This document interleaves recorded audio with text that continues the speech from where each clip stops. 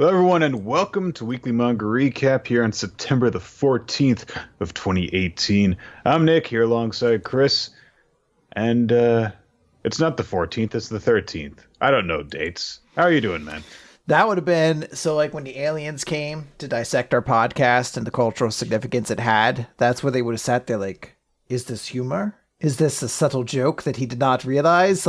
Or is he just a fucking idiot? There would have been theses, like alien professors in their squid arms and their robot chassis would be like, analyze this. What say you? 'Tis a joke or a jape? What's the difference? And someone's like, those are the same thing, sir. And he's like, eviscerate! Our society has no humor! All funny has been removed from the internet. Only facts remain now. And porn, of course. I mean, why fix what's not broken?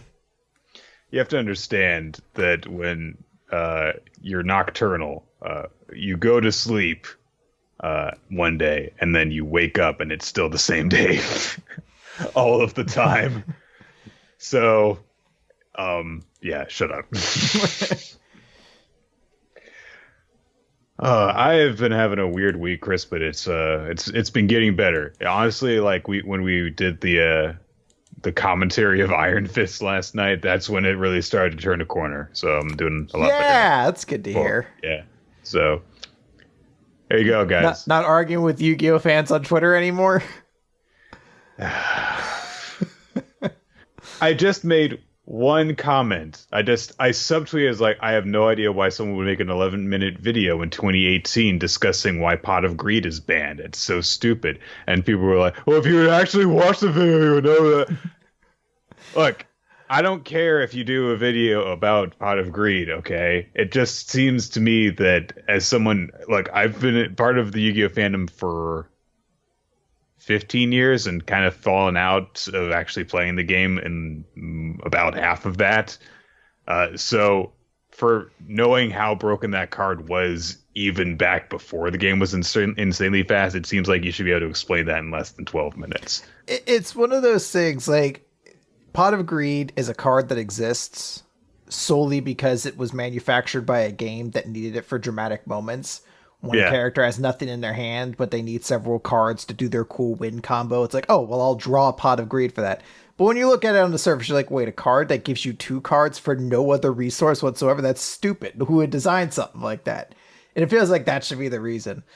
I like that there's like the innate humor of like it took someone 11 minutes to explain that.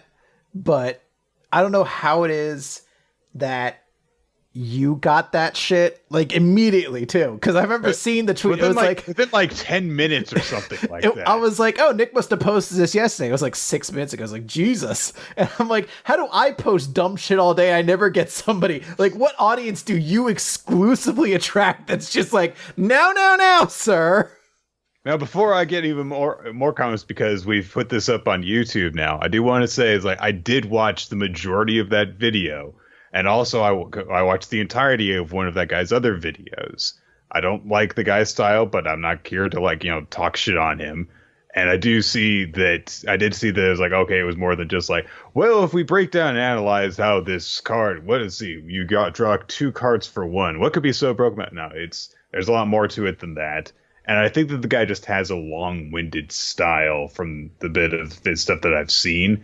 But I also just get kind of a vibe off of it, which is that, oh, this guy has like 3 ads per video that he puts up. It sort of seems like he tries to hold himself to getting over that 10-minute limit so that he can maximize that. Whatever. You want to make content discussing Yu-Gi-Oh cards and have conversations that are sometimes a little bit less interesting to someone like me than others, whatever. There are probably literally trillions of videos on YouTube at this point. I'm not really that mad about it. I was a little bit angry that someone called me out on it, but I'm fine now. So anyway, now that we have just explained why Nick is mad that a guy took 11 minutes to talk about Pot of Greed, let's take 20 minutes on each of the manga series that we have. Something that took 3 seconds to read sometimes. Oh wait, Bleach isn't in the magazine anymore. I guess they usually take like a minute and a half. I have no idea how the hell Tekking lasted as long as he did. Just It's dissecting. God bless him, man. It's baffling when you look back at it. At least now he's got like freaking thick ass One Piece chapters to go through. Anyway, we do have some series that are shorter this week than others. Honestly, like I think we're going to spend more time discussing the greater context of what's going on in the world of the Promised Neverland than we are talking about the actual chapter. But before we get into that, that's more towards the middle of the show. Let's begin the recap portion of the weekly manga recap by talking about My Hero Academia, Chris. Okay. When you started that, for a moment, my brain turned off. I thought I was listening to a podcast, and it's like, oh, this must be where the ad drop comes in. And then I realized I was on the show, and I was like, we don't have ads. We don't have ad breaks. And I was like, does Nick know something I'm not? You're just like, yeah, Chris, come on, blueapron.com/weekly manga recap. Get all your meals delivered to your house. What are you, stupid? What are some of the weirder advertisements like the? So the one podcast to listen to, I've mentioned it before. It's considered like one of the most offensive. Like they brand themselves as one of the most offensive podcasts out there. So it's called Legion of Skanks. So they can't get normal advertisements on their show. So their advertisements are cannabis, squatty potty, bidets, and boner pills. and online gambling. Two of those are things that you could probably advertise on clean shows, though. Okay. Anyway, now that we've gone on down that rabbit hole, let's just kind of try to climb back out. It's My Hero Academia. Oh, if you want that show examples, though, my favorite was always LegalZoom. And I was like, it's so weird to advertise legal services to a podcast audience. Like, who's looking for this? All right. So it's chapter number 197 of My Hero Academia. And it's... God, this is so lame. Quadic Quirkstravaganza. I didn't pay attention to that title. That's a dumb name. I think that it was a dumb name in Japanese, and it was a bad pun, so they just made a really bad pun. So anyway,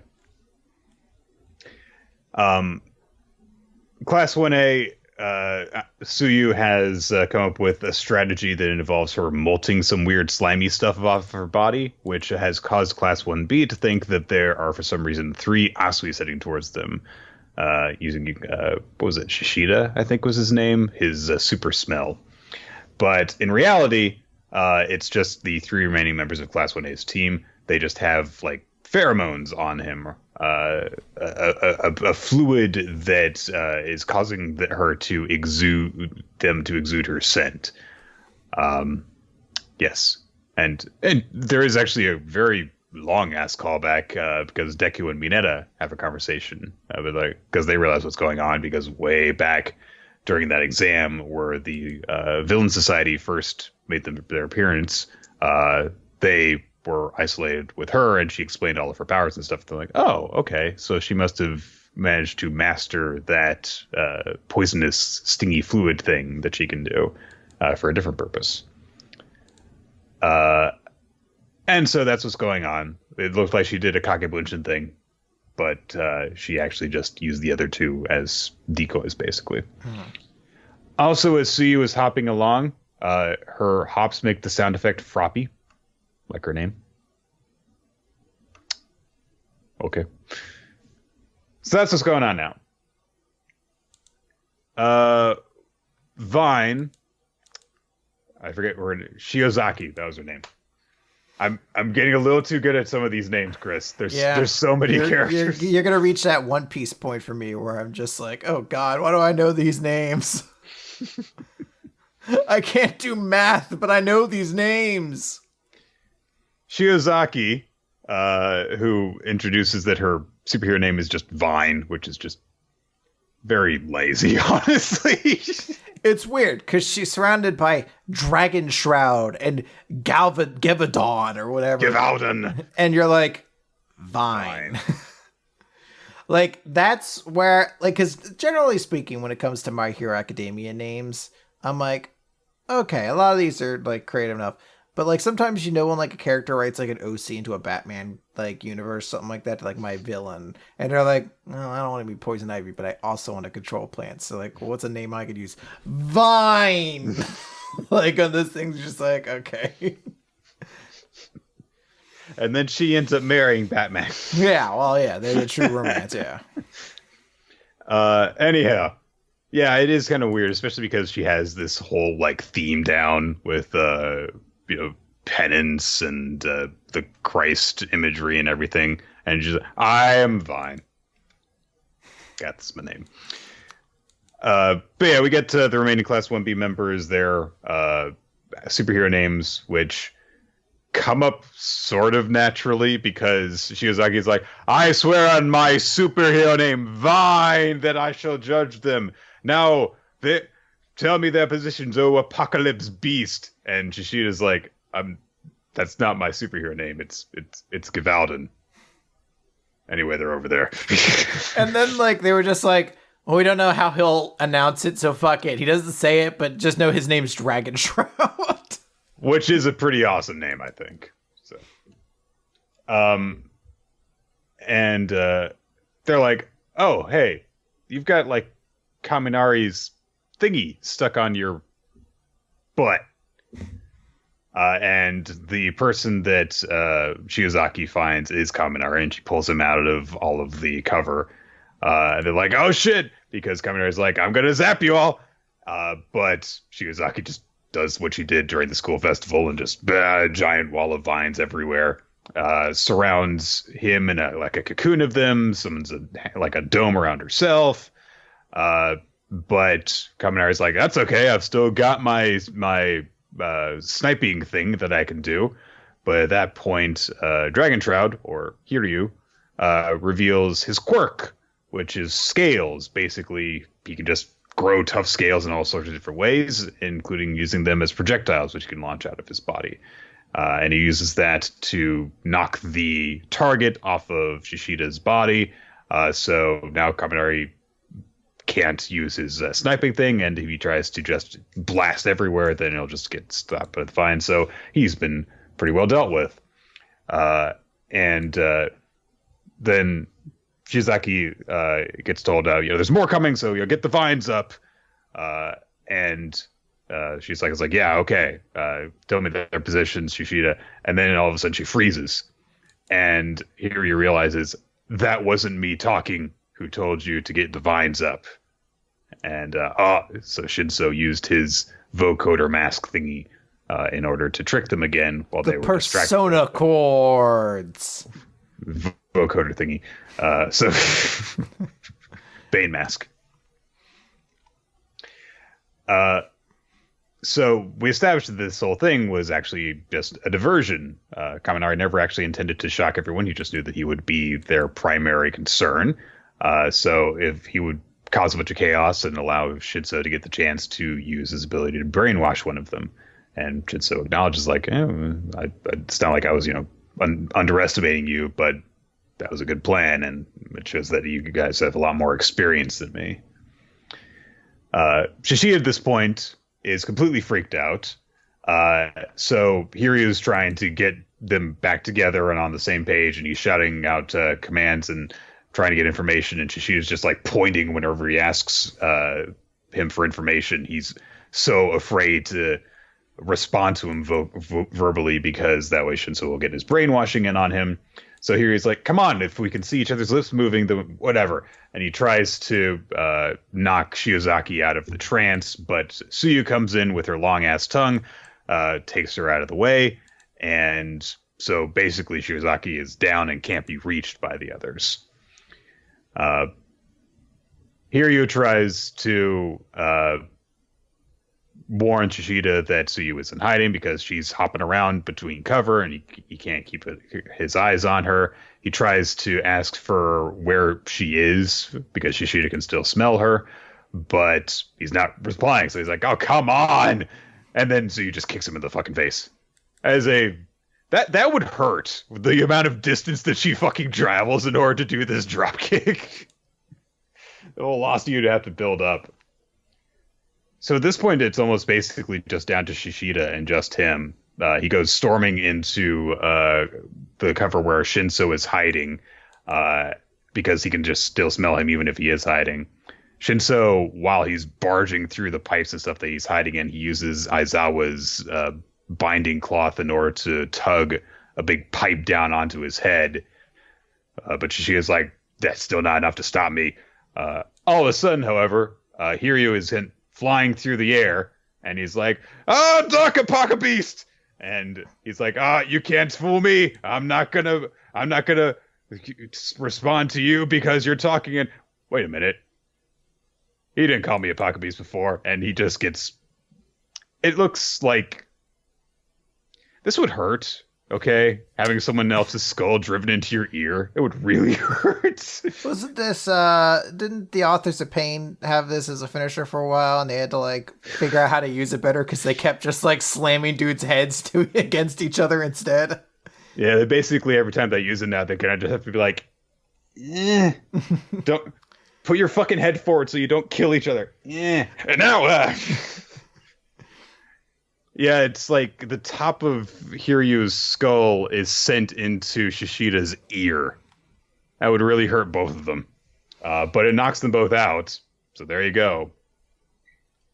And that's it. At that point, you know, the last two of the three remaining Class 1B members are knocked out. The last one is brainwashed, and so they just kind of drag all of them into the cage, and Class 1A wins with Shinso's help.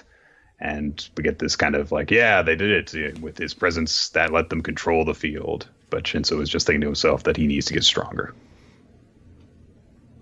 What'd you think of this chapter, Nick?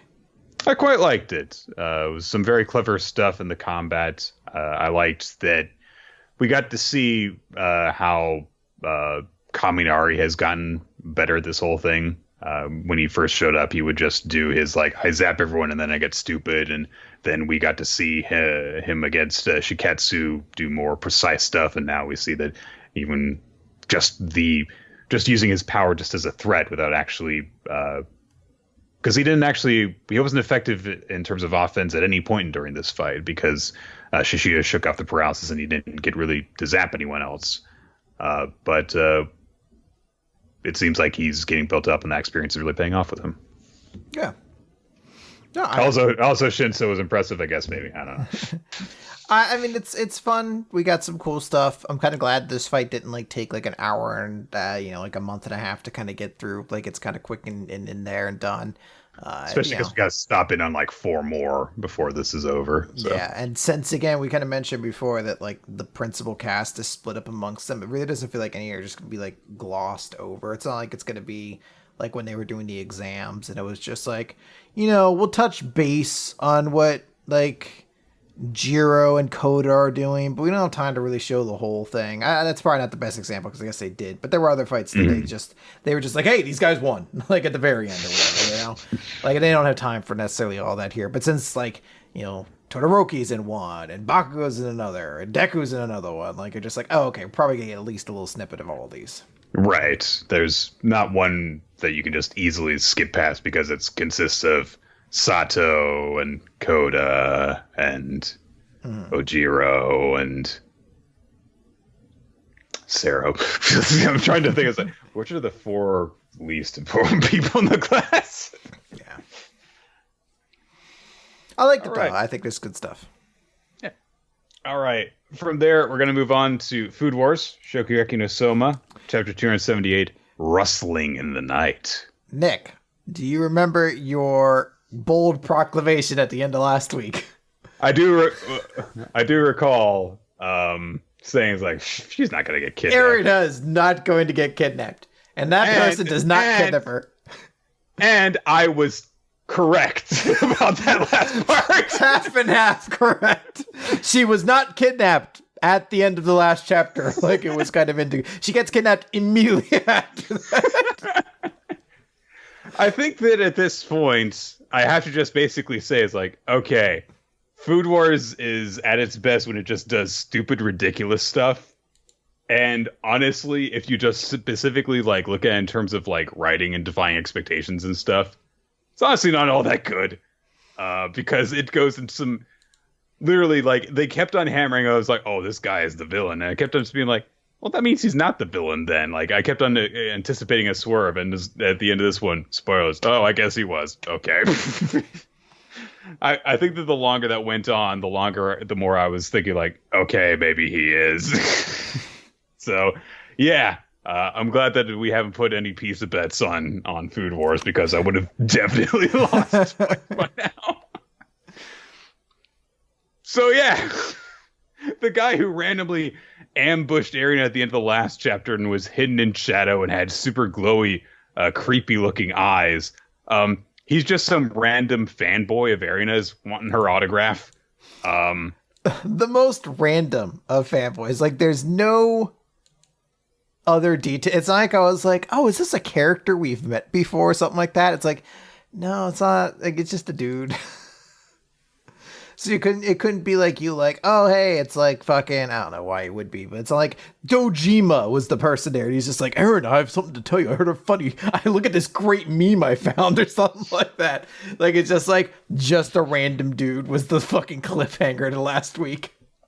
Can you imagine, like, it's basically like in a horror movie where, you know, you get, you know, the music stings going up, someone's creeping through a pretty dark room, they're looking in a closet, don't see anything in the closet, and they're like, and then their best friend comes over, like, hey, what are you doing?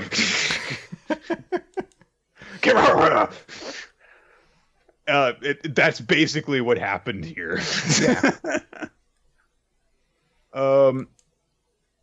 Time passes. The first day of the test ends with Suzuki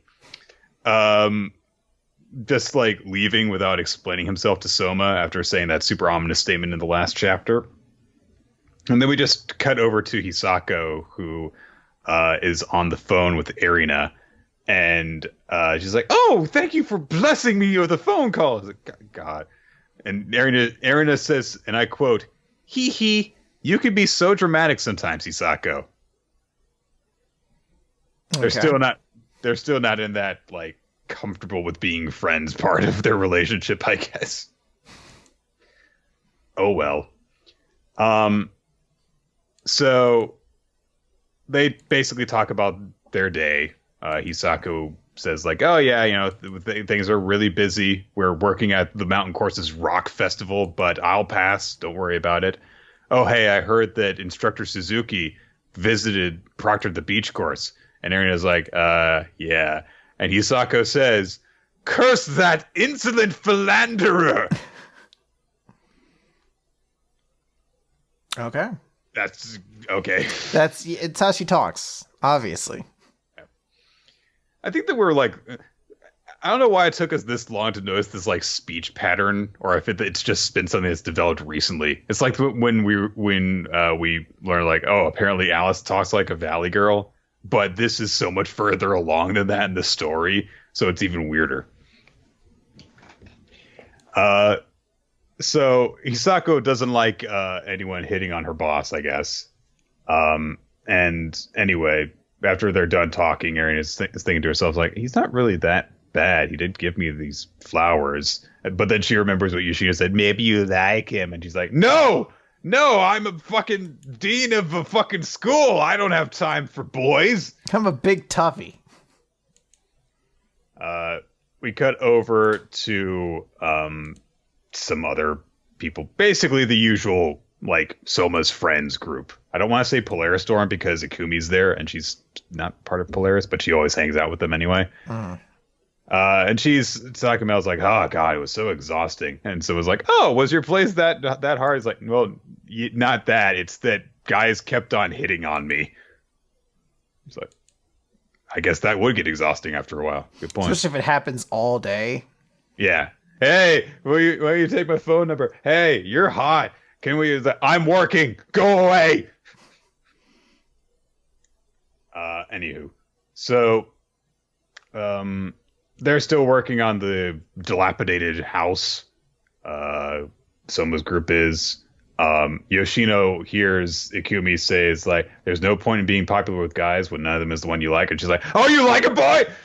This is my character now. I only think of gossip and boys.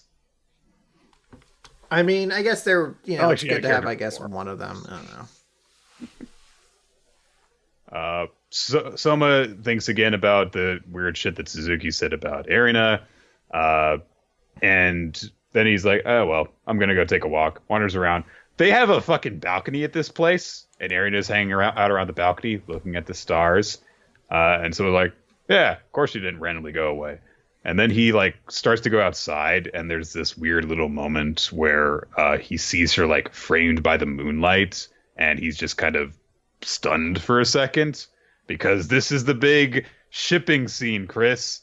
It, it's really weird to get one of these actually just like hit on the head. It's like, yeah, okay, we're gonna ship tease these two. I mean, it's always been pretty well established that this was like a ship tease from basically the beginning. We've gotten only more and more clues to kind of cement that. Like, we've seen a large emphasis placed recently on the idea of like, oh, a chef's truly at their best when they have someone they want to cook for, as opposed to just like a goal to cook or whatever. Like, that's sort of been something they've hanged on. I imagine is going to be a big part of this arc if it is sort of like, Asahi isn't Soma's brother from the same mother sort of thing. So there's that aspect. Although they kind of took that away by being like, he's not even a half brother anymore. He's just his disciple or whatever. So it makes sense that they're kind of like nailing it on this and like establishing like, oh wait, Soma probably, maybe not now, but he definitely does have feelings for her that go beyond like, I'm going to beat you in a cooking contest. I guess. It's I don't know. I think it's just kind of weird because we're so deep into this series now, and only now are we getting something so overt as this scene. Because this is a very stereotypical kind of scene, the two love interests meeting at night on a balcony and just kind of having this weird conversation where they're framed in such a way that you don't normally see. But after that little moment of just kind of like awkwardly staring at her, she notices him, and then they just kind of start talking normally, basically, about random stuff. And although Soma does mention, is like, hey, you actually, look kind of happy right now. You should laugh more often. You're prettier when you do. And she's like, because Erina gets very awkward when any guy even half flirts with her. But someone just basically says, well, I'm just, so used to seeing you looking really scowly and angry. So you look a lot better when you're happy. But they, talk about stuff like, oh yeah, whatever. We need to cook and get better at cooking. And then when I'm done with that, I'm going to get back to challenging you. And Erina's like, I will crush you like I always do. Like, oh, and unnerving. They are pretty friendly with each other, though, and at the end of it, Soma leaves and is like, "Hey, let's just keep giving it our best." And then they part ways. Soma leaves off the balcony. Erina is there and still and thinks, "All right, I guess I better go to bed." And all of a sudden, a hooded figure comes out. He jumps like vertical leaps, apparently, up onto this balcony, and grabs her. And then when she's knocked out and wakes up tied to a chair, and Suzuki, no, Asahi Saiba is there, along with... Okay, so... the first of the Fullbringers! I don't know if you got that vibe from this, but the moment I saw this panel, I was like, this is the Fullbringers. Yeah, there's the bartender guy who had the clock thing. Just a bunch of random ass characters who I feel like I give absolutely no fucks about at this point. Let's see, there's a girl Nazi. There is a with a fucking chainsaw. There is a bartender. Mm-hmm. There's honestly, he looks like he could be the main character of like a samurai kind of series. The guy with the glasses back. Anji Mito, I think is the name of the guy from Guilty Gear. Or he's also a little bit like a Jin from Samurai Champloo. Yeah. And then there is Senku wearing a no mask, basically. Yeah. And yeah, I saw he says, "Good morning, Chris." Good morning, princess. Welcome to my castle. Here I, Asahi Saiba, rule. He keeps on talking about like wanting her to be his princess and stuff. Um, I guess that makes him the dragon then if he actually kidnapped her. I mean, the dude full on leapt up to a balcony. I don't know if he must have like leapt out of a tree because we see some trees in the background, but he like full on just fucking just leapt up there, grabbed her with the hand. I don't know if he had like a chloroform or something to knock her out, or if he just grabbed his hand over her face and took her. I don't know. It might not have been her who grabbed her. Maybe the glasses guy grabbed her. It looks like it's him, but I mean, it could be the guy with the glasses. I assume it's him. He's the only. I don't know. It doesn't. That part's relatively insignificant. It's just the fact that it's like, here's my villain group, and it's like this collection of characters that are just like, here are designs I wanted to use before the series. Like there's very little cohesion necessarily in the design. So I'm like, I guess these are just characters we'll get introduced to at some point.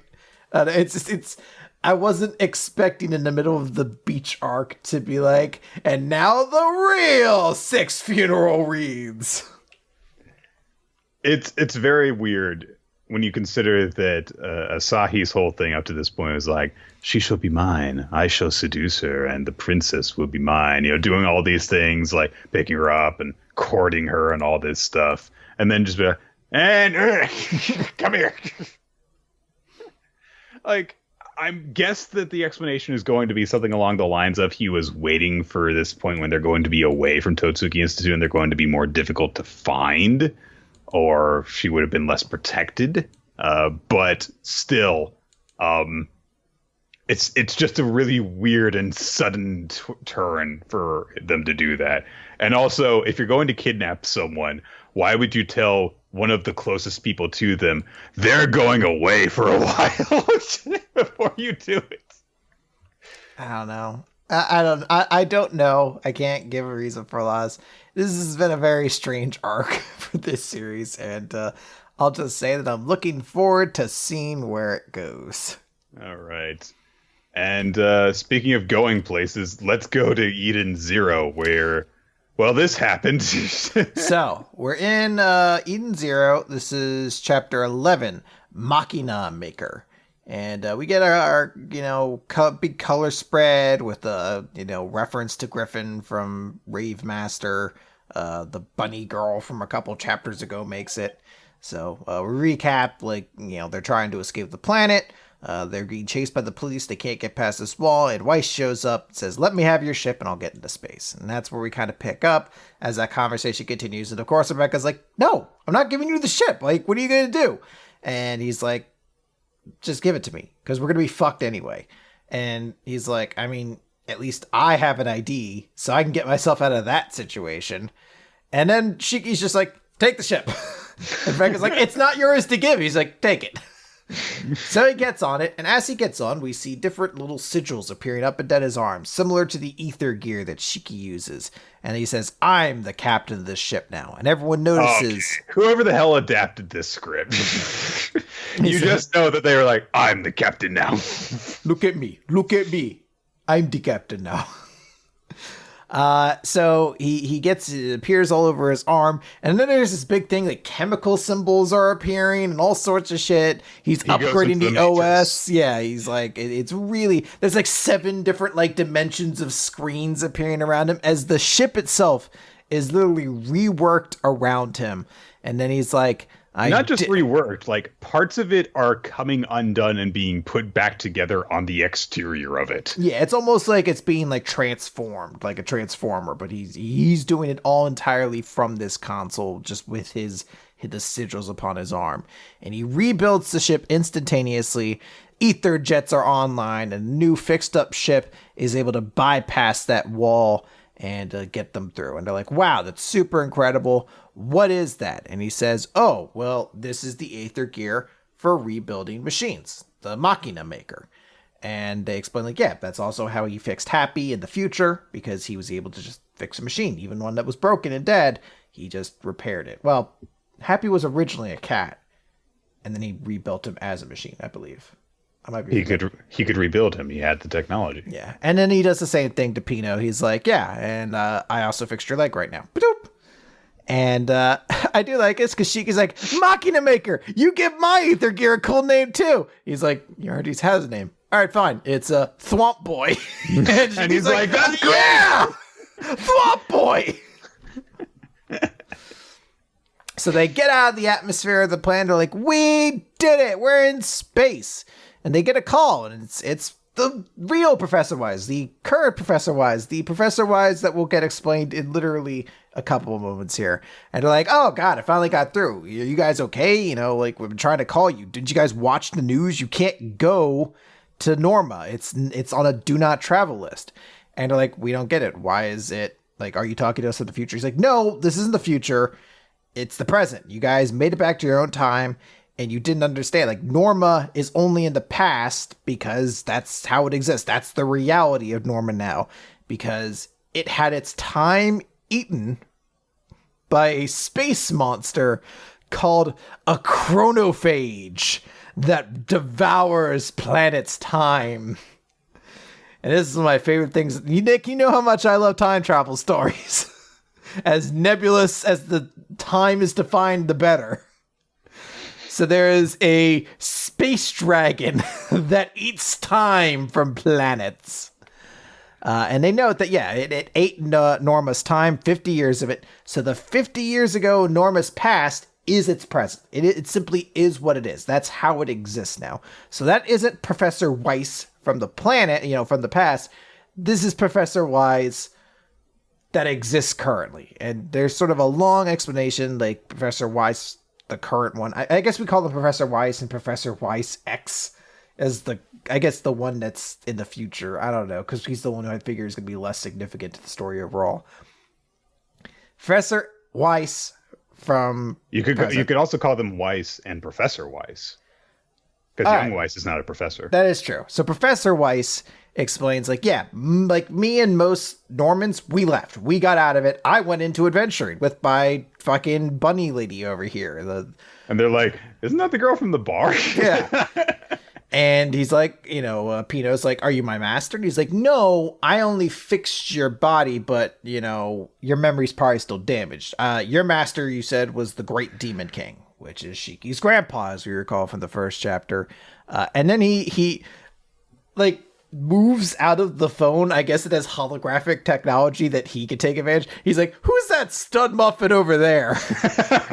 And he explains, like, okay, yeah, that's Weiss, and it doesn't matter. He's not a time paradox. You're not fucking anything up with this. He's simply another one who exists, and there's no guarantee he'll ever become old like me. There's no, like, fated to be because I'm here that you had to follow this path or anything like that. This is simply another professor or another Weiss that exists now. And it's all a factor because you were the one whose time was eaten by the chronophage, and I'm here. We're both accurate. Like, none of us are, you know, anomalies or anything like that. So he's like, good luck. And that's kind of it, because then their signal gets jammed by an enormous spaceship with a dragon face brandishing a pirate flag. And they're like space pirates, and they're pulled onto the ship. And who else should be there? Mocking how they finally found Shiki, but Schmerza Scarlet herself. I actually quite like this chapter. I thought that that Hiro did a very good job of, like, saying, like, hey, I know that you're thinking about all the time paradox stuff, all of the things that go along with predestination and all that, because, you know, we see an old Weiss here. Well, think of it this way. There's an isolated incident where people in this area are out of time with the rest of the universe. And so the planet from this time period had a Weiss when the other Weiss had already left the planet. There could very well be other doubles of people who were on this planet that ended up leaving before the time on the planet got devoured. And so, hey, I know that there's a young Weiss and an old Weiss. Here's why. Also, get used to weird time stuff like this happening because there are giant dragons that eat time. So just get used to it. Yeah, that's just the reality of what we're living in at this point. So I quite like this explanation.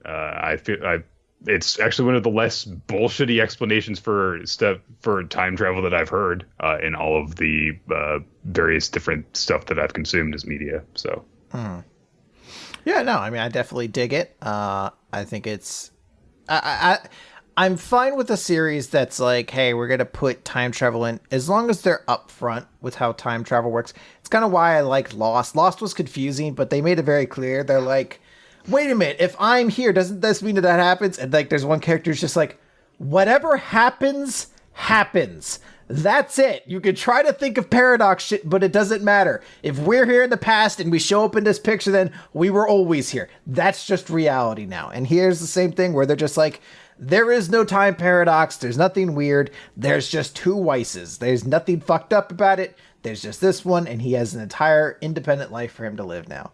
I do agree that it does feel like a little bit of space actologia when they're like, the evil space monster chronophage. Like, I feel like that has to play a huge influence in all this, but I'm digging it. It's fine. The only part I'm not crazy on is the ending, if only because I'm just like, fuck. Oh, great. Right. She was coming.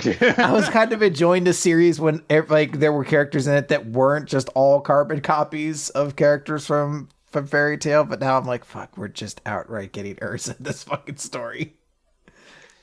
There are also a bunch of smaller things in this chapter that I really like. I like the interactions that Weiss has with Shiki. I'm actually really starting to like Shiki as this, just very, like, just do it, idiot. And also, I really like Weiss's ability. It reminds me of Upgrade from Ben 10. Yeah, I mean, it's a cool power, though. It's like I take technology and I immediately make it better so that I can use it. So it's very flexible. I do somewhat worry about the applications of it because it's another sort of very nebulously defined power, which was always kind of one of the worst parts of previous hero series, where it's just like I could equip armor, and it's like sometimes I equip an armor that makes me jump higher. Sometimes I equip an armor that can shoot nukes out of my breasts every 5 seconds. And you're just like, why wouldn't you use the other one all the time? So, like, it is one of those things where I guess you have to stress, like, even no matter what his upgrades are, there is still some limitations. We even see that in this chapter where he kind of, it's like, the horizontal stability isn't great. But, still, working with what I got, it's a bit better now, right? So, be interested to see with that. So... Okay. And next week, we're going to have some jump starts. We're actually getting 2 starting in the same week. I love these jump starts. Yeah. One of them where for some reason there's a teenager who looks exactly like the statue of David. We're just burying the fact that, like, that's by far the more interesting one. The other one's like, I'm a guy who's from Japan who talks about how I'm from Japan. I'm like, whatever. I want the story where they're like a high school student who for some reason looks like Michelangelo's statue of David. Like, what? Who came up with this series? Like, this premise either runs for 10 chapters or 10,000 because it's such a rich idea. Like, I feel like you've run through it in the first chapter when someone's like, you look like the statue of David. He's like, I know. Credits. Okay. But in the meantime, there's nothing stopping Chris from having 2 back-to-back series, so why don't you take us through We Never Learn? All right. Oh, what a great chapter, We Never Learn as well. Right when I predict, I guess we're continuing on with this Iruka storyline. Nope. Don't worry, Nick. We get an equally as heart-wrenching tale this time around. So, our chapter starts off as Fumino is dropping Yuego off at home, sort of thanking him for letting her study there. And he's like, oh, hey, I got a gift for you. And he hands her a gift off the table. And he's like, it's your birthday, right? And, I owe you for helping out with my sister. And she's like, tomorrow's actually my birthday. And she's like, I'm so sorry. But she's like, it's kind of nice because I've never gotten a birthday present from a boy before. And he's like, it's not fancy or anything. Don't worry about it. She's like, I'm touched. Really. Thank you. And like she echoes that again. Honestly, I'm touched. Whatever it is. As she's back at her house and she opens it and it's a very frilly bra. And she's like, I don't know what to think about this. What was special undies for my exam? Is that what this is? No, I mean, why would he do that? Like, I mean, he must have put a lot of thought. Like, she's just trying to, like, she's trying to rationalize, like, I guess he put a lot of thought into this or something. I don't know what this fucking means.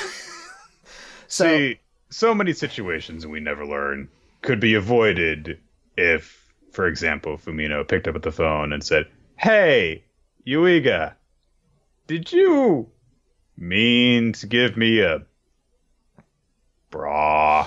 Well, I can understand it from this angle. Fumino is deeply kind of not speaking to the fact that she has feelings for Yuiga at this point. We realize at this point she's grown up. So she's kind of subtly trying to avoid that, but she's also a nervous teenager who's just like, oh, maybe he was being forward. Why would he, like, the confusion to it? It's a much more explainable situation if at one point she's just like, yeah, I'm wearing the gift you gave me now. He's like, you can't wear a pen. What the fuck are you talking about? Or something like that. That doesn't happen, but we'll get to that in a moment. Because we go back to Yuiga's house where he's studying, his two little siblings are all over him. And we see his sister talking to their mother, and she's like, hey, did you get that item I requested? And she's like, yeah, it's in that bag on the table. And she's like, yeah, but I opened it up and there was just a left-handed ballpoint pen in it.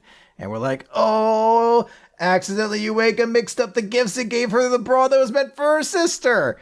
So cut to the next day. Fumino's walking around. She's wearing the bra and she's like, I mean, it's not the right size. I mean, it's slightly off, but... And then they note that it's stuffed with 4 bra pads, which I assume... I don't know much about the way bra padding works, but I assume bra pads, if you're wearing 4 of them, that's a huge difference. That's like almost rolling up a sock and stuffing it in instead. And she's just like, I mean, it's only slightly off. Yuiga shows up. He's like, hey, how did your gift, how did it feel? So it's that very careful way of playing around it. Cause I guess you could say, yeah, how does a left-handed pen feel or whatever? And she's just like, oh, I appreciate the gesture doesn't, really fit or anything like that. She's like, breaks Yuiga's heart. Cause he tried so hard to get that pen for her. And he's like, oh, but I'm glad you like the gift. I never really bought a girl a gift before. And she notes like, wow, that's a pretty bold choice for a first-timer. Then we get the big study group that's happening between all the girls. And there's a moment when they're just like, oh, happy birthday. You like these gifts? They're like, yeah. And they're like, oh, did Narayuki give you a present? She's like, yes, it so happens the boy you're in love with gave me a brassiere that I'm wearing right now. And she's like, I could never say that. And I do love this moment when they're like, all right, well, I'll ask Narayuki. What'd you give her? He's like, oh, I got her. Boom! I got her. She keeps fucking punching him. He's like, why does she want to say what I gave her? I gave her. Oh! She's like mandible clawing him. Like, no. They finally time out. They go outside, and she's just like, hey, tell me the truth. What's going on? Why are you like this? Did you not like it? And she's like, it's not that I don't like it. It's just that it's a little weird. I mean, it's not like we're that close or anything. And this is like the heartbreaking moment of the chapter because Yuiga looks fucking crushed. And I love his internal thought. He's like, for real? We're not close enough for me to buy her a pen? And he's like, I'm sorry if I made you uncomfortable. She's like, no, I mean, I don't mean to say that. I just, I didn't mind, the brassiere you gave me. I didn't mind it. And I love this moment when Yuiga's like, what? You mean the present to you? Huh? And then they both stomp in and they're like, thank you for the ballpoint pen you gave me. Yes, you're very welcome. It was a great birthday gift. Thank you. And that conversation there, finally realizing the absurdity. It was a pen that you gave me. Thank you for that pen you got. It's maybe one of my favorite moments of We Neverland ever. Is just them storming back in and being like, thank you very much for that pen you gave me. Yes, that was a very normal present that I gave you. Yes, but I appreciate it very much. It was very thoughtful. And also not a bra. So he actually gives her the pen later on, and they, explain the whole situation. Like, it's kind of weird. I'm sorry. I'm actually wearing it now. So is it, should I actually give it back to her? And he's like, if you're willing to keep it, I don't think so. And he has this moment where he imagines her in the bra. And she's like, yeah, they're not as big as you're thinking, which is just like, yeah, you kind of read the situation pretty well there. And she's like, it still feels pretty sad that I'm less endowed than your sister who's still in junior high, but, never mind that. Yeah, boobs aren't boys aren't all into big boobs, right? And like he's like, what's the answer to this question? He's like, I like big boobs. And she's like, I knew it, you boobophile. And he's like, I like small boobs. She's like, well, aren't you enlightened? And he's like, so he thinks he came up with the answer. He's like, I mean, I don't think it's possible to generalize. I think that if I fall in love with someone, that it really doesn't matter to me. And she's like, Narayuki, yeah, sorry for putting you on the spot with that question. He's like, oh, I still fucked it up. This is a stupid chapter with a lot of stupid moments. It's again one of those like we never learn chapters that only exists on the comedy bears, but it still makes me laugh because of the absurdity of some of the situations. And I legitimately like laughed out loud the first time I read them. Like walk back into the room, like thank you for that ballpoint pen you got me after like 3 straight pages of being like her punching him every time he tries to say something. Oh, it was a pen. Can you guys like stop making noise in the library? There were some funny moments in it, but I mean, I still feel bad that I still don't like that so much of Fumino's character is just like, she has a flat chest. It's like, come on, there is more to her. You have established that there is more to her than just boob envy, and you don't have to make it a constant thing with her. Also, I think that it would have been hilarious if at the end, she poses that question, Ewing is like, I'm an ass man. He's like, I like titties. They're like, huh, all right, well, fair enough. So that's that chapter. Let's just move on, why don't we? Dr. Stone! Z equals 73. So last time, Chrome got away from Yo and the Tsukasa Empire by throwing up pickled plums, I think it was. In order to make it look like he was puking up blood. And we really just keep things moving in this chapter with Z equals 73 top secret mission. We basically get like 2 pages dedicated to like, okay, yeah, Chrome is back with us. And Kaseki going, and my precious steam gorilla won't be used in a suicide attack. I'm going to drive it around everywhere. Yay! Huzzah!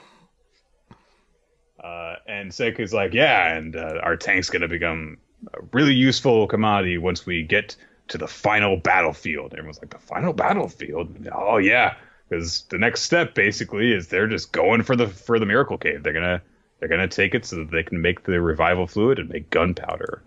And they're basically planning on getting into battle very soon after this point. Of course, Suika brings up that there's like 100 people in the Tsukasa Empire, so they're going to be horribly outnumbered. But Senku says, yeah, well, that's why our mentalist is at work as we speak. And sure enough, they're using the cell phone in order to have Gen, do his impression of Lillian Weinberg. Was it Nico? I think might have been her name. Nikos? I forget. I don't remember. The big Lillian fan. Has gathered a number of people there to hear it. I think that we see about a half dozen people altogether gathered around the cell phone, with her and Yuzuriha and Taiju included. And she's giving praise quietly to Gen for his impression having improved because he's throwing in a little bit of a southern drawl to make it more authentic sounding. And I was like, oh my God, this is great. Yeah, the Americans. Yeah. Oh, but boys, you have to keep it a secret. Okay. Yeah. Also, we get a very creepy image of Gen being like, until then, y'all go along with Senku's strategy. And it's just the placement of his fingers. I mean, Boichi still draws this series. He'll get his fan service in one way or the other.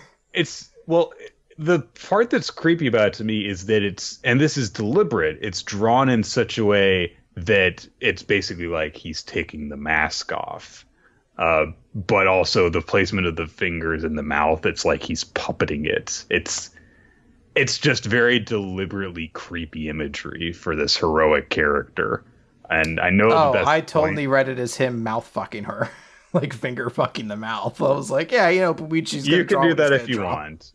But, in this one shot, the imagined face of Lillian very much looks like a mask that he's just taken off. And that's just a creepy visual. Mm. So Things have gone well. Taiju and Yuzuriha and the girl whose name I forget, they're seemingly gathering more people. I think. Yeah, I think they bring another group in because there's another person there the next time we see it. But he has heard the song, Ukyo has, after snooping around nearby, and his super hearing picked it up, and they're like, oh no, his ears! But even though they hear over the cell phone that Ukyo has arrived, so it's like, well, hey, we're here already. We have to just keep on going and hope for the best. And so Gen's like, all right, here it is. My mimicry versus Ukyo's super hearing. Let's do it. And he goes like, this is Lillian Weinberg, you hear? Who am I talking to now? And Ukyo's like, oh, wow, it's Lillian. Oh, wow, that is, you almost had me fooled. However, after belting out a song like that, your voice should have a nearly imperceptible tremor to it. You didn't manage to mimic that, Gen. And Gen and Senku are like, oh no! Oh, who the hell could have possibly noticed that? And then Gen's like, wait a minute. Senku, he just replied to us in English. Why did he do that? And they realize, like, he's been doing a lot of weird stuff, honestly. Ever since he discovered us near the grave, he didn't alert Tsukasa and his allies to what they were doing. He only came after us alone. So what's going on with this? And so Senku, goes for a gamble and, continuing with the using the cover that, oh, I'm her translator. They just basically hold a conversation in English while everyone on Taiju and Yuzuriha's end is listening in. And he's like, so the person who slipped the battery to Chrome, that was actually you, wasn't it? And Yuki's like, yeah, you catch on quick, don't you? And he says, no, I'm not going to say like I'm your ally or anything. I'm still investigating, you could say, about what sort of person you really are. So hear me out. I saw everything. Your completely insane, top secret mission. And this calls back to actually a detail that I kind of glossed over before at the very beginning, because Chrome was like, oh yeah, Taiju Yuzuriha slipped me that battery so that I could get away. And Senku just said, like, well, Taiju wouldn't know to do that. He's an idiot. And also Yuzuriha couldn't have done it because she's busy with a top secret mission that I've assigned her. And so, like, what are you talking about? Well, we find out here. As we see that earlier on, Ukyo was basically following after Yuzuriha, and she was, took a bunch of supplies and a big jostly bag full of stone fragments. And basically, every time that she goes away, pretending that she's going to spend a whole bunch of time by herself sewing clothing, she uses her super special crafts abilities to make the clothes in an instant, put them in a pile, and then goes off with this pile of stone fragments, goes into a secret cave, and starts jigsawing them back together. Because, according to a theory that Senku has, the statue's surfaces are undergoing weathering and can't transform back into living cells. Hence the thin stone shell when we broke out. Meaning the statues that Tsukasa went and smashed up, if you can reassemble them before the inner surfaces start eroding, maybe, just maybe. And yeah, basically all the people that Tsukasa has already killed this way, they're trying to save them as well. And save literally all of humanity. Well, so... this is maybe one of my favorite moments of the entirety of Dr. Stone thus far. It's such a cool moment. And such a great use for Yuzuriha, who to this point has always kind of just been like a side person who's there. But being like, oh wait, she's really good with arts and crafts. So it kind of makes sense she's the person who's, I don't know, sewing or like a puzzle, putting people back together is maybe the more apt scenario, but it makes sense that she'd be the one there. And obviously he can't trust Taiju with this because he knows Taiju can't fucking, yeah, it wouldn't be him. But Yuzuriha doing it, and we've known she seems to be somebody with a very good heart. Like this being the ultimate goal of what Senku is like, well, one of the goals that he has with keeping them in the Tsukasa Empire is so that they could save everybody who Tsukasa destroyed is such a great feeling.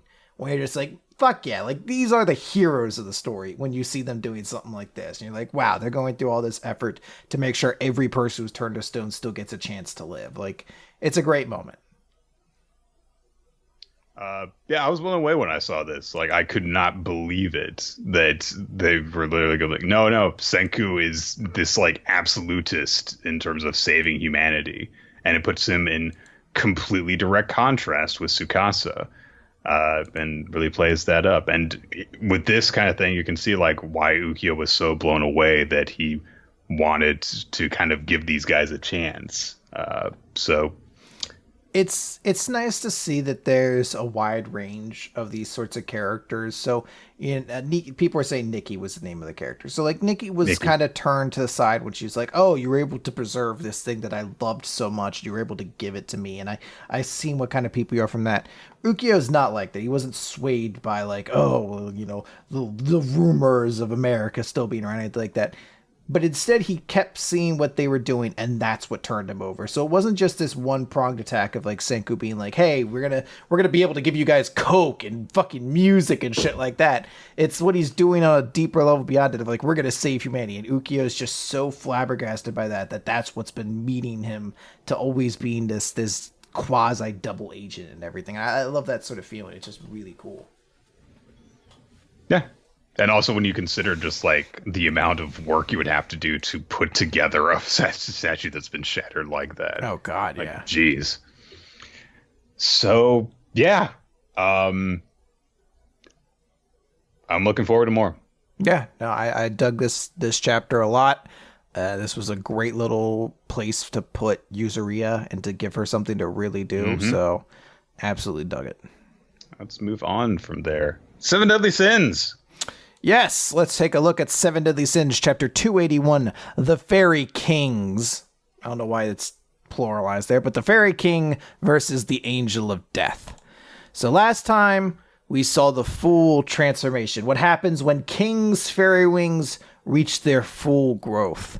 And we see that he has become the strongest fairy king the world has ever seen, complete with a new, big, giant coif of hair that acts as bangs that Nick does not care for one bit. Also, the back is too long. Back is too long as well. Nick has a lot of complaints about King and his new hair. Stay tuned for Nick's TED Talk on King's hair. I don't like it. That's my TED Talk. Spend 40 minutes repeating that. I don't like it. I don't like it. I don't like it.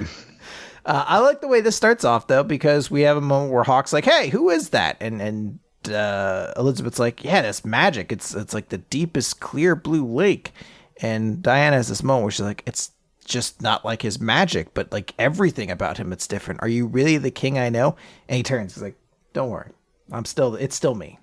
Which is kind of weird because she's like, thump, thump. And she's like, you read my mind. I'd be like, I get the sentiment. It's a little creepy. You just said that without revealing you could read minds. Are you reading my mind right now? Oh God, I can't stop thinking about all the worst things I don't want you to know about. Oh, I pooped in the house last week. I was drunk. I couldn't find the bathroom. Oh God. Diane, I know you pooped in the house last week. You're like 50 feet tall. Yeah. Like, it's hard to hide that. I didn't think a mountain came into our house, pooped and left.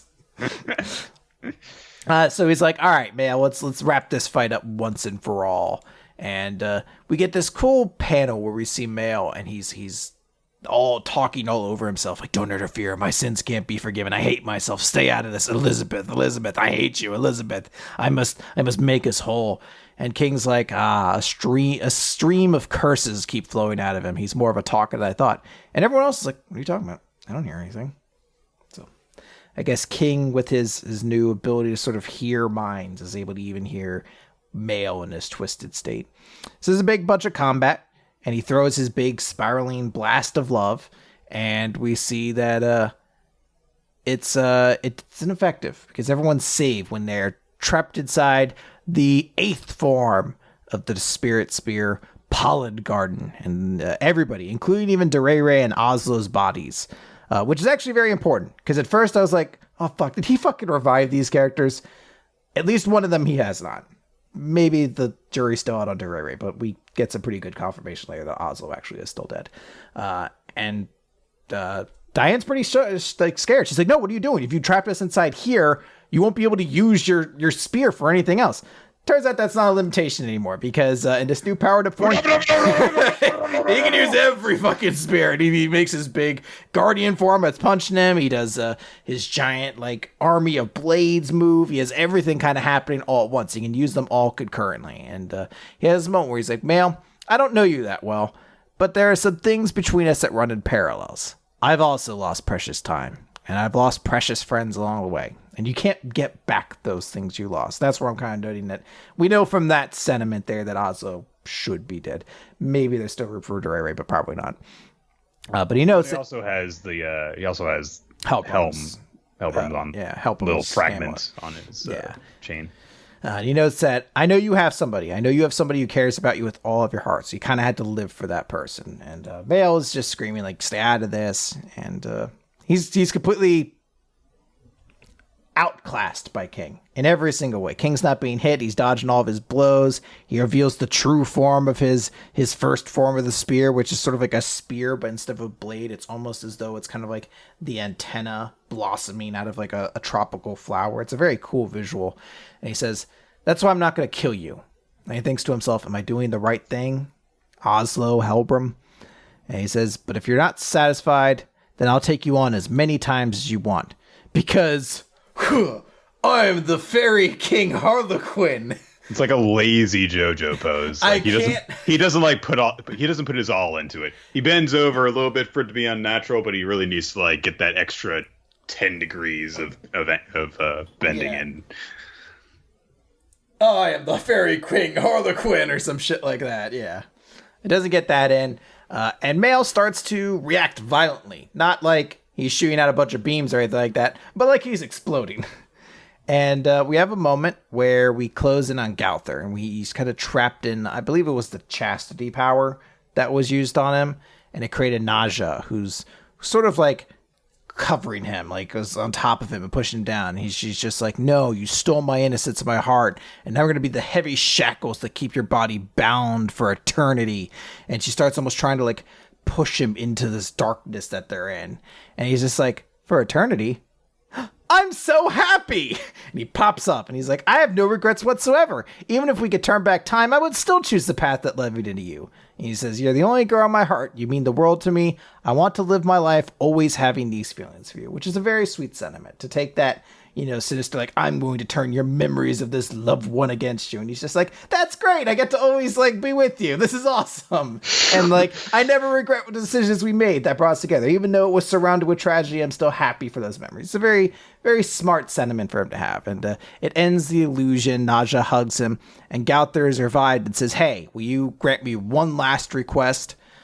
We cut back to King, and he's like, yeah, I know I said I wasn't going to kill him, but I guess he's dying anyway at this point. There's no saving him at that point. He took on 4 commandments. He's used up all of his energy, and he's just going to be eroded away by those commandments at this point. And we see Gauther leap into action, and he thinks to himself, Male, please grant me once again the chance to save you. And he grabs onto Male's head, activates invasion, and dives into his mind. And that's the way we end the chapter. Some good stuff in this. It definitely seems as though like we're at the point where Seven Deadly Sins is almost over because King has been built up to the point where it's like, how could anyone possibly beat this guy at anything? I mean, we have that with a lot of characters at this point, so I don't think that there's too much more escalation that we can really fit in for him. It seems like his character has reached almost its natural conclusion for at least in terms of power level. Mm-hmm. But some good stuff, and I like a lot of the abilities he got to show off in the chapter. And I also like the idea that, as much as Male has done and as far gone as he is, they're still going to actually try and save that part of him that's still good. Oh yeah, I definitely dig it. I like it a lot. Super good. All right, let's talk some about the Promised Neverland. Okay. Nick, nothing happened this week. Next chapter. Not a lot actually did happen in the chapter itself. But we do have some other things to talk about. People were pointing out to us, which we already went over last week, that the Promised Neverland is in its final arc. Now, this is the kickoff to it. And it seemed as though, it got there kind of fast, but series end when they end. And the Promised Neverland is not like suffering in terms of popularity or anything like that. It had its first ever popularity poll. Yeah. I think that basically all that's really happened is that they're just choosing to end it when they want to. So the popularity poll.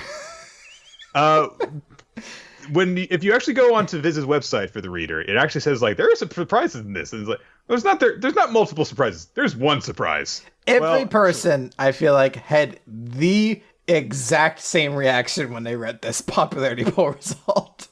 And if you want to know what it was, look on my Twitter. Who the fuck is Anna? Every person who read this popularity poll, I guarantee, said something to that effect. Now, we should note that there's no English speaking popularity poll for this one. A lot of times, if you see the popularity poll pop up on the English version of Jump, then they'll flip over the page and it's like, by the way, here are the popularity poll results for our English readers, and there are slight differences almost always. We don't get that this time. This is just the Japanese popularity results, and you never know how the Japanese fandom exactly is reacted to a particular character or not. So, for example, there is no hashtag Ray in Japan. So if hashtag Ray were a real thing, he would have been numbers 1 through 20. But no hashtag Ray. Aww. Emma was number 1. Norma was number 2. Ray number 3. Phil number 4. You go through that. It's like, okay, all makes sense. Basically the 4 most important kids, really, when you think about it, even though Dawn and Gilda have been around more than Phil. Phil was the one who was really built up at the beginning. It's like he's one of the most intelligent kids, and also he's off on having his own solo thing going on while this is happening. But then there's Hannah, who has clearly done only one thing of note in the entire series, which was they used her hair during the fire escape. Was that the only thing? Fuck, man. That was it. I did not, I sat here for a bit. I was like, who is this character? I feel like I have to know who she is. And that was the big thing. They're like, yeah, don't you remember Anna and her luscious hair that they used to escape?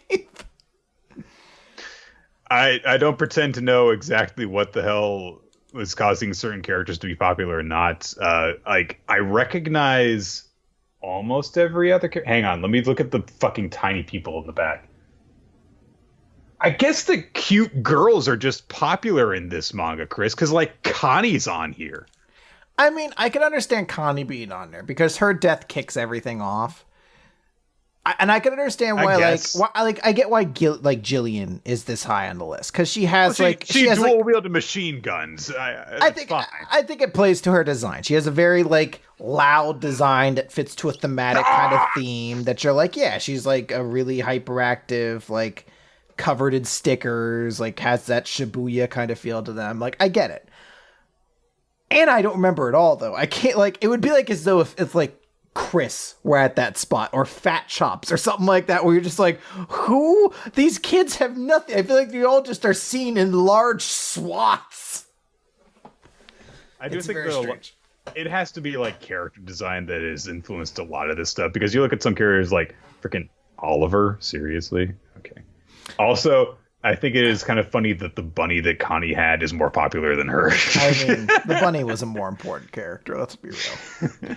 It's very strange because most of the characters who are on this list, they make sense. We had the main kids. Phil's on there. Don's on there. Gilda's on there. Yugo's on there. Sure, okay, it makes sense. Lucas, Luvis, Isabella, Crone. These are all characters who make a ton of sense. Minerva being on there. Sure, he was named. Sanju Mujika. There was 2 demons with distinct designs who were kind of quasi-allies. All that stuff makes sense. It's where some characters show up that's more baffling to me, or things like that, where again, Connie being on there, sort of odd that she's so low, but I guess makes it in there. But I don't know, I'm just sort of stunned. Zach was such a great character. How is he not on this list? Well, why wasn't Pepe on here, Chris? How is Adam not on there is actually a little surprising to me. I thought Adam would show up on the list or something that. Come on, note. We don't have any Nigel, but Oliver makes it. Fuck that. Yeah, he has a hat. Come on, you got to include the World War I flying ace in your poll. Yeah. Also, I only just realized, because I was so distracted by Anna, that I didn't even realize that they're all making the 2 sign because it's the 2-year anniversary of Promised Neverland. Okay. Getting into the chapter itself. The most important thing that has happened is that there has been year and not year and a half, year and 7 month time skip. I guess year and a half time skip because it was like a month after the Goldie Pond was destroyed. We see like this demon village, and basically there's just like some rumors and discussion going by among a bunch of the demon inhabitants as we follow these two small demons that seem to basically be children as they talk about stuff like, oh man, that Luva's plan, what's going on with them? You think that the meat from the Gracefield house is still on the run? Nah, they're probably dead. Just random stuff like that. We do clearly establish that the hideout is still up and running perfectly. Everyone's okay. We see that some of the kids, of course, are getting a bit bigger, and everyone's still fine. They're actually, their garden is flourishing, so they don't have to venture outside the shelter too often. But they still haven't heard anything from the supporters in all this time. Mm-hmm. We get like a flashback to a few months after they got back from Kavitadala. And Ray was, instructing people. It's like, okay, get this book, and we're going to do all this. We're going to narrow our search to compare the scenery and temple shape that Emma saw against topography and culture and the Golden Water. And then they ventured outside some more. But they weren't really finding anything. There were no temples inside any of the places they were looking until this point now. And where we get a point where it just says, and Emma's group is now. And there are a bunch more demons walking through town. And all of them have long skirts and cloaks that trail all the way to the ground. No feet visible. We see the same two small demons, children-looking kind of ones. And one of them is carrying a body in a jar. It's got some meat. And he just, out of nowhere, just says, like, this meat is mass-produced! Fair enough. Yeah. But they're like, I wonder what the top-class meat is like from the best farms. Is it good? Is it really different? And the smaller of the two, I just look around, sees that one of the demons with the long cloak is flopped up, and there are human feet and shoes beneath it instead of the big clawed demon feet. And he's like, hey, brother, I saw weird feet! And the elder brother turns around and looks, and the group of demons that was walking by is gone. And they have run out of the city through the gates and into the woods beyond. And they take their masks off, and of course, it's Emma's group. It's actually the exact same group that we saw going to investigate Kavitadala, plus Don, Don, Gilda, Emma, Ray, and Zach and Violet. I get the impression that this is probably like a regular group at this point. Uh-huh.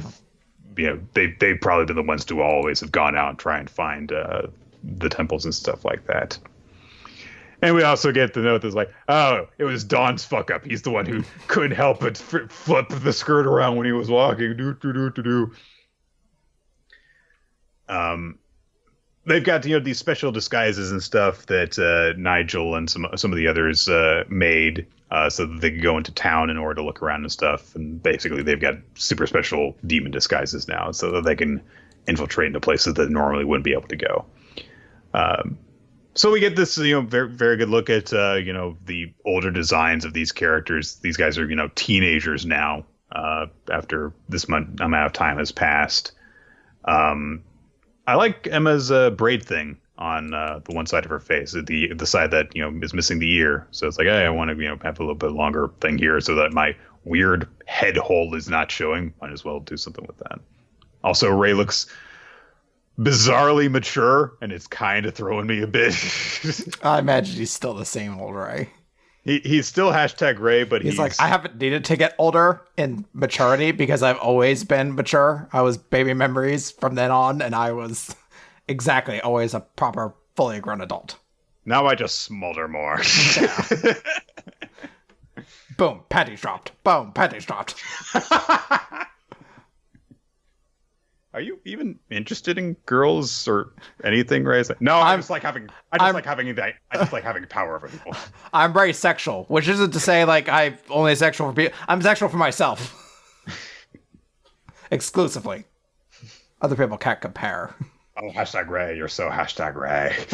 Making out with a mirror. What's like, I hate Ray so much. I hate it so much. I'll look at you over there looking all coy and sexy. Oh.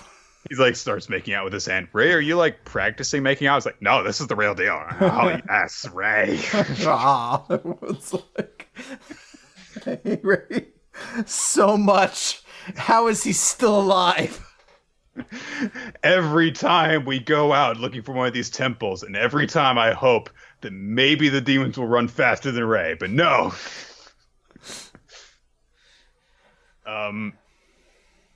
Yeah, everyone's there. Yay. We get a brief glimpse of like, hey, look at all the people. They're older now. Yep. It's very pivotal. Everyone's just a little bit older, a little bit wiser. Also, we found the temple in Golden Water. Hooray! It's very important.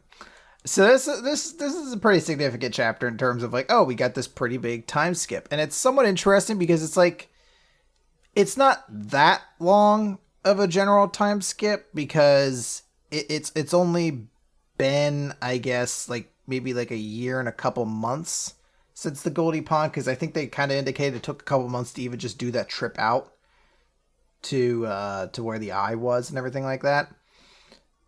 And it's not as though the character designs have changed that much. There was a moment at first when we first saw the chapter and we first see like the woman with like glasses in that room. And I legitimately was like, holy shit, is that Gilda now? Like, did she get like insanely more mature going from 12 to 14 or however much it was? Like I thought that was, and I was like, oh no, that's just another girl that I don't remember. I'm like, okay. I think it's kind of interesting. We got like somewhat upgrade character designs. The only one I actually notice anything with is when it comes to Emma. Like Emma just looks a little bit older and her hair is a little bit bigger and things like that, which makes sense. I'm glad that she feels a little bit more distinct in this. I'll be honest, the part that fucked me up the most is when she gets back and she's like, we didn't lose anybody. Anna, Nigel, names all these fucking characters, doesn't name Adam. He's in the background. She names like every fucking person in that goddamn bunker, and Adam doesn't get a mention. True. I mean, it's interesting. We're in this last arc, so we're kind of have to see how things go. This was sort of like a surprise, but I guess it makes sense. Like maybe they just didn't think there was that much story to really tell here, especially if we're going to get that. I'll be frank, I thought we were legit about to get fucking like it's Team 7 and Team 8 teaming up together, and we're just like Don and Gilda and fucking Zach and what's her name did nothing. Why did we make a big deal about them joining the group? And it's like, oh, okay, because we're saying like these years have, as the year plus has gone by, these guys have remained of a cohesive team. I thought it was legit going to be like they got to the eye. They're like, thanks for the help, Don and Gilda. Get back to the fucking shelter. Back in the closet with you. Thanks for all the help. And don't come out. Can I have a book to read this time? No, and just for that, you're taking your light source away too. Oh dear. And it's scary in there. Get in there. You better hope it's scary. Ray, stop harassing the minor characters. Never. I have to show them their place. So, yeah. I really didn't have a whole lot of thoughts about this chapter. Clearly, I guess it might have just been like, seriously, Anna going the whole way through thinking about, come on, she's not even doing anything now. But really, I think this is just kind of like to get used to. Is like, okay, you know, this is what they've been up to, and time has passed, and that's really the only thing that you need to take away from it.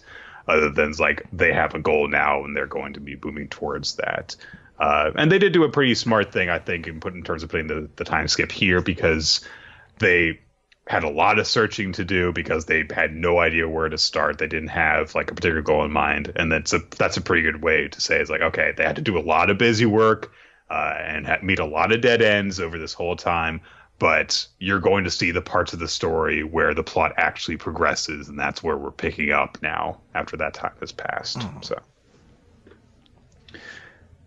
All right. With that said, we don't have a One Piece chapter this week. So, Chris, let's finish things up with Black Clover. Oh, my God. We're only like an hour and 20 into the show or so. This is weird and uncomfortable. I'm going to have to really drag my ass in this recap. Black Clover. Hey. 1 Sure. 7 2. Okay.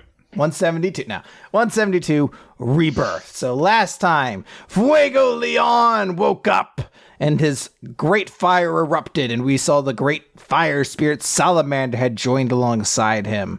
So we have this moment where Leo is like, whoa, I was positive you'd wake up. That's Salamander, the great spirit. And they noted that, I guess this is Leo saying this, where he's like, from what Asta said, that was with one of the eyes of the Midnight Sun leaders, but it disappeared during the battle. So this confirms, I guess, this is the same Salamander we saw with Fauna at that point, but it disappeared after Fauna kind of had everything happen, and instead it now came to Fuego Leon and is the great fire mage and everything like that. It should make sense. So he says, there's nothing strange about choosing him. And Fuego Leon is like, yes, that's a great help. There must mean that there's something I was meant to do. And he screams out, Randall! Since I just woke up, I may not be able to control the force of my flames.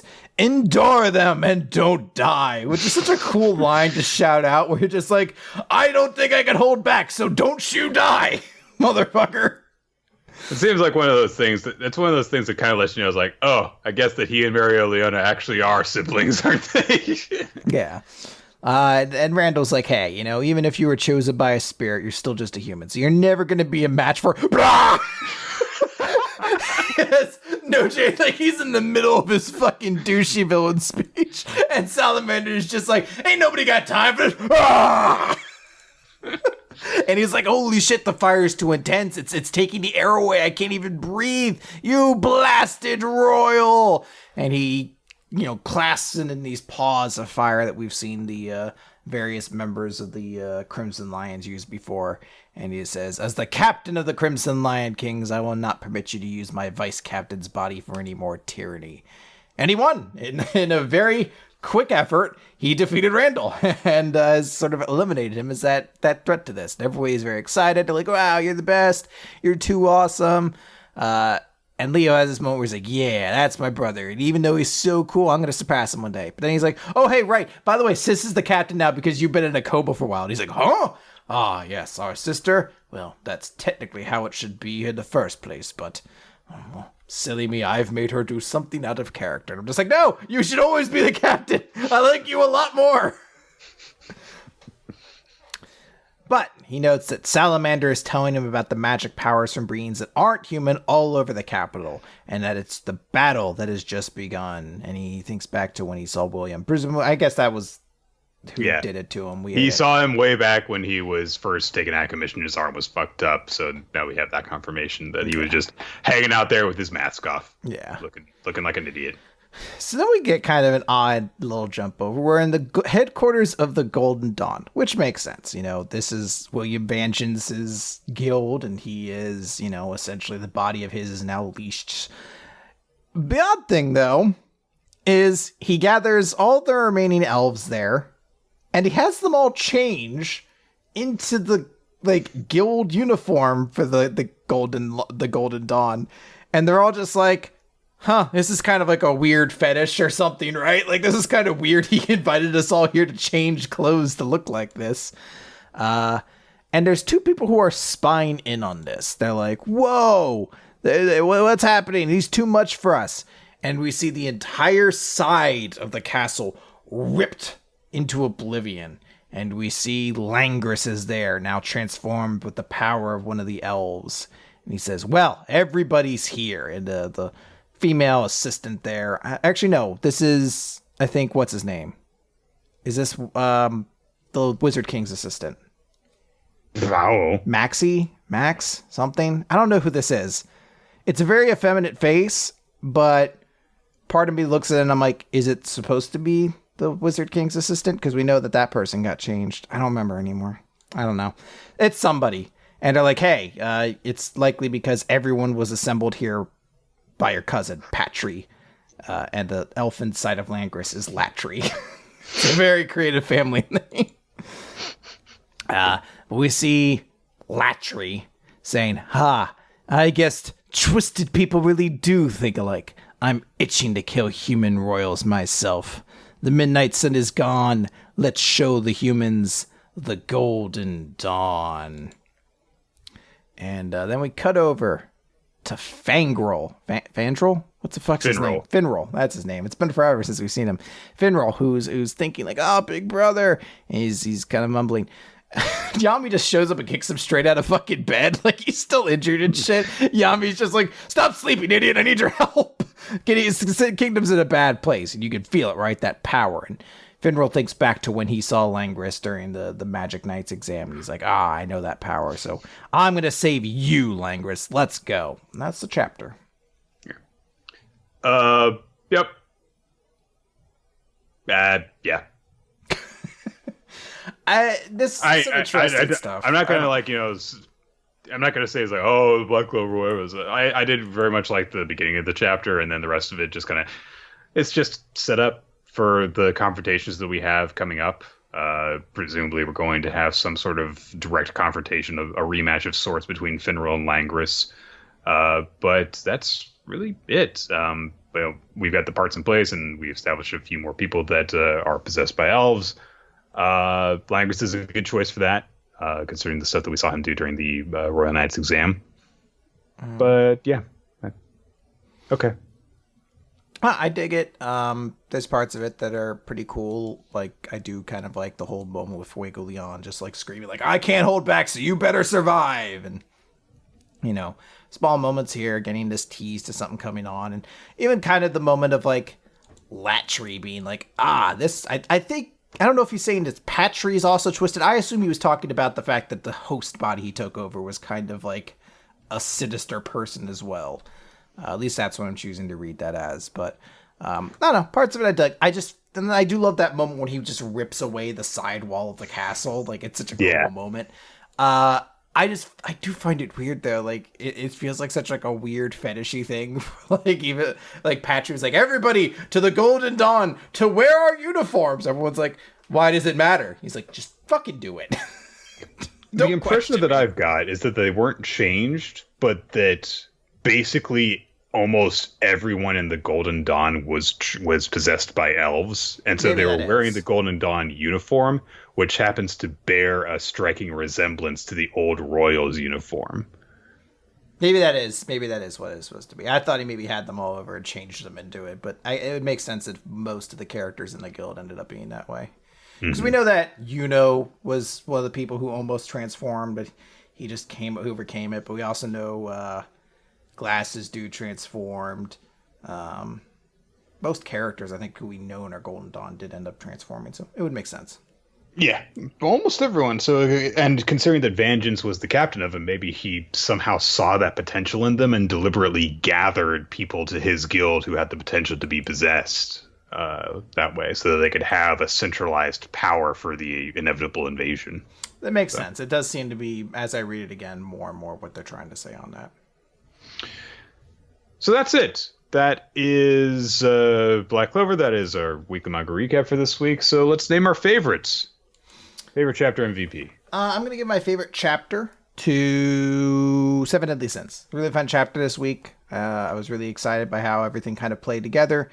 Pretty fun, I think, overall. So I'm going to give it to Seven Deadly Sins. I'm going to give mine to... let me make sure on this. I'm giving mine to Dr. Stone. Okay. I thought it was a really big moment to see the frickin'... Yeah, we're just going to reassemble humanity. That's a huge thing, and it was the most shocking moment in manga that we read for this week. I can definitely see that. In turn, I will note my favorite character was Yuzuriya. I was super excited to see her get this kind of cool moment, and it was very satisfying. And I'm giving mine to Asahi because just kidding. Because he leapt up the building, immediately going from "I will seduce Erina" to "I will kidnap Erina." Oh gosh, I think that I'm gonna give it to Weiss in Zero, because that way I can do two characters for the price of one. I can give to the younger version with his cool power, and to the older version for just laying everything out is like, okay, sure, yeah, I'll buy that. I accept this version of events in order to prevent your time travel element of your series from running into paradoxes. So I'll take it. Sure. All right, and with that said, we are done with Manga Recap for this week. Thank you everyone who has joined us. We record the show normally on Thursdays around 7:30 Eastern Standard Time, or Eastern Daylight Time, whatever it is right now. But for updates, you can follow us on Twitter at WMR Podcast, at RoloT, at Nick F. Time to find out when on smashcast.tv/RoloT and twitch.tv/RoloT we will be recording the show. You can also use that, of course, for updates to all of our archives, where you can find our past episodes, weeklymangarecap.podbean.com, YouTube channel on iTunes as well. And make sure that if you do check us out, that you subscribe, leave us a comment, leave us a rating, so that we can, beat those woodworkers. And I don't know. It seems more and more like an increasingly fleeting dream, Chris. Not with that attitude, it sure is. Come on, guys. Someone's got to stop the woodworkers. Who else? You just going to let them run into your house? Take your children from their beds like they do? Allegedly. Yeah, I mean, I don't have anything to confirm that, and I'm sure your children are safe, but if they ever should disappear, again, they're probably not. It's going to be safe. But just know the woodworkers are sinister enough to do it. That's really what I'm kind of getting at here. So,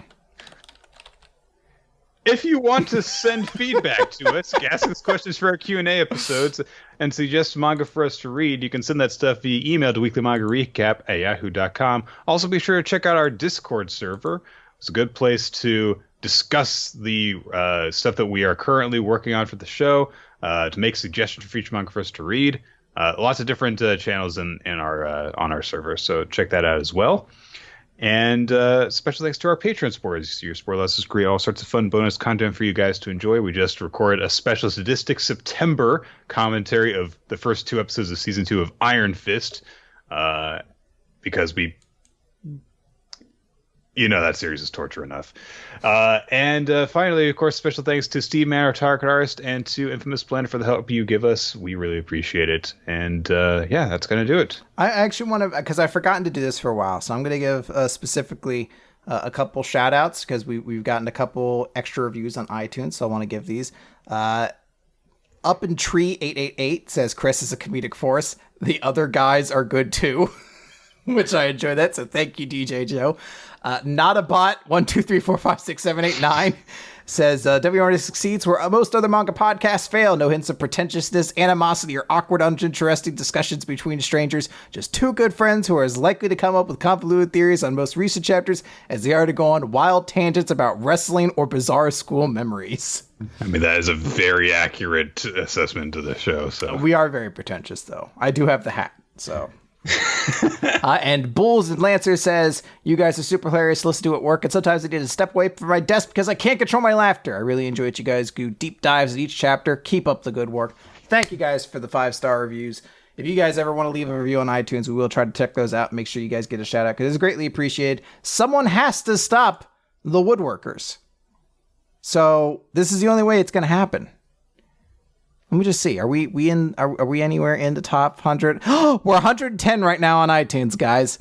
But let me see how long it takes before I find a woodworking podcast that's above us. Sweet George, I don't think it makes sense. Beekeepers! The beekeepers are above us too? There's like 3 yarn podcasts above us. How much is happening in the world of yarn every week? All right, guys. 73 modern woodworkers. God damn it. All right, guys. The battle continues. Dungeons and lesbians. That's going to do it. Bye. I'm sure Dungeons and Lesbians is very good. Support their podcast. But the woodworkers.